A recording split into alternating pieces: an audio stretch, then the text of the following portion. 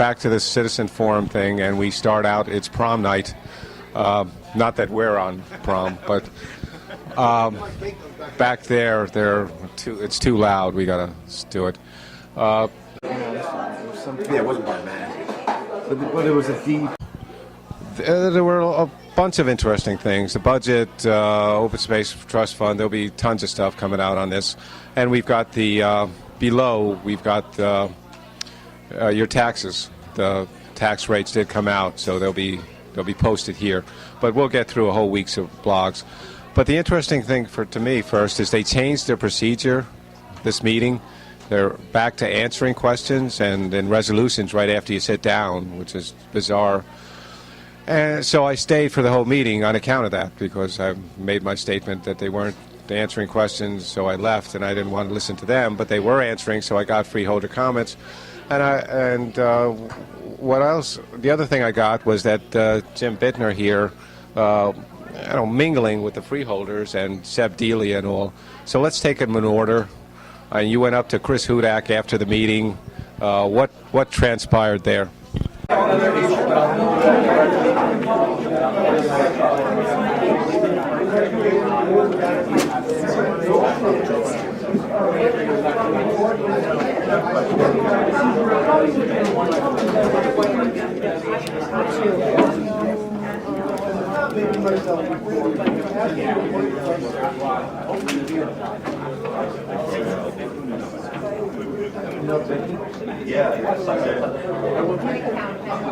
Well, I really wanted an explanation because during this evening's meeting, there was a resolution 340 opposing the Kane University exercising their right to first refusal for the purchase of the Morris Avenue property in Union that's adjacent to Kane University. And the meeting had taken on a complete different flavor because the 3 out of the 9 freeholders had to recuse themselves before the vote or before the discussion because of their affiliation with Kane University.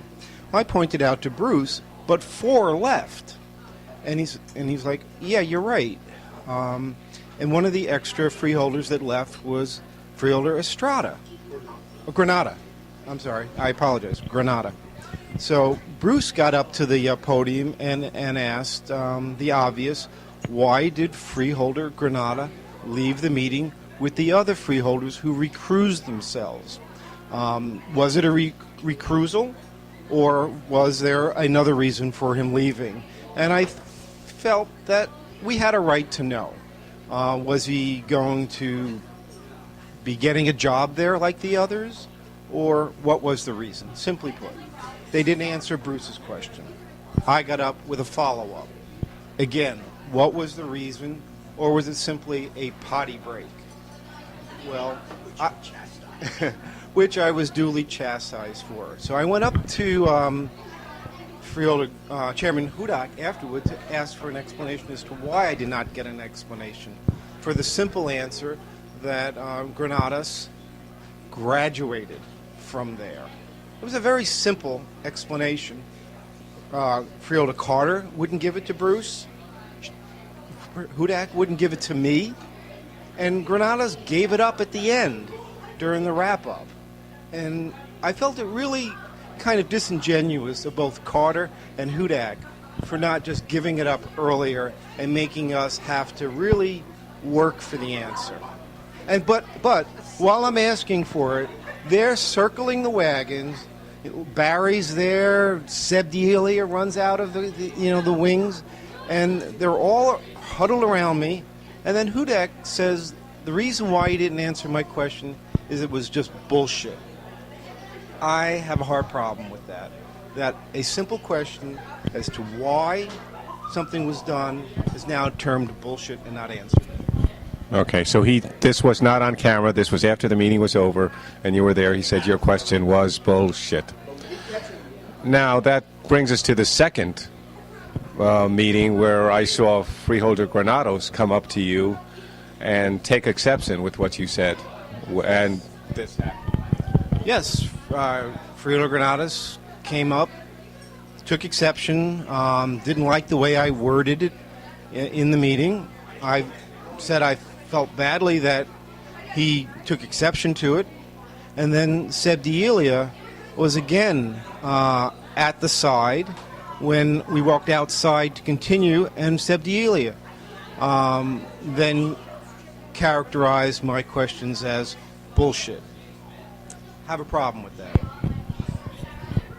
Well, the thing I wanted to lead you to, from my point of view, it looked like Granados was taking exception because he was.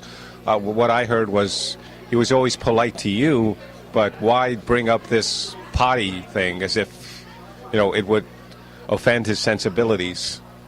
Just seemed bizarre when they were calling you bullshit, and they were offended by the potty remark. And this will all be out on tape in the next few days. It'll be out there, what was said, what was not said, and the issue of Kane College and them orchestrating this resolution. There were people from Union there. It's a fairly interesting story you might want to check back to. I'm guessing probably around Tuesday because we have a lot of stuff to get to. And we'll just finish this up. There'll be a whole bunch of next 6 days. There'll be a new one every day on this freeholder meeting. And for now, Cranford kids really do dress up on prom. Everybody, there were like 20, 30 people coming in, and we'll probably pan the room later. All very well, I mean, the guys anyway. Everybody had the same black thing. Yeah, so very impressive parade I'm looking at, and you might later. But join us tomorrow for more from this freeholder meeting.